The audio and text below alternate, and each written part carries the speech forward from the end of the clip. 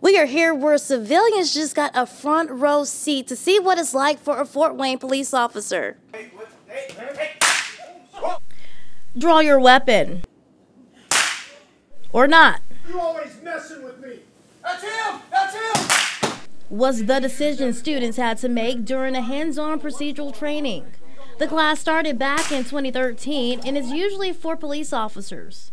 But over the years, Fort Wayne Police opened the training up to the community, and for this session, participants were students from local high schools and a college. Our college advisor at Snyder, Alan Coltis, and he knows that I want to be a cop when I grow up, and he was like, this is a perfect opportunity for me to step into some shoes that I may be in the future. An opportunity that opened his eyes to training and scenarios he may be faced with in the future. During the hands-on portion, Moore was faced with the situation of approaching a drunk person outside of an IHOP at 3 o'clock in the morning. When the person approached, Moore panicked, drew his weapon, and shot the man, later finding out the person was unarmed. It was a little creepy. What I'm trying to demonstrate here is that there are a lot of things going on in your mind. Many of the participants were surprised at how difficult the job of a police officer is.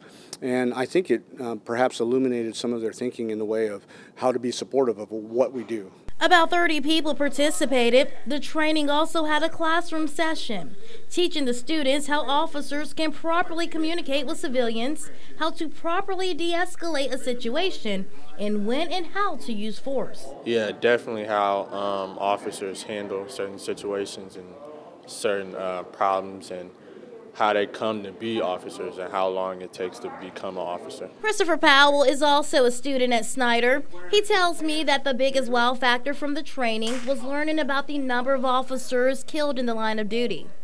He doesn't believe his career path will lead to law enforcement, but he has a newfound of respect. It's one of those things that no one wants to be labeled. I don't want any of these men and women to be labeled for how they dress or how they represent themselves. I want them to be labeled for who they are and how they present themselves out in the community. And by giving them that power, it's going to tell them that we give them a bit of grace, and I want them to give others a bit of grace as well.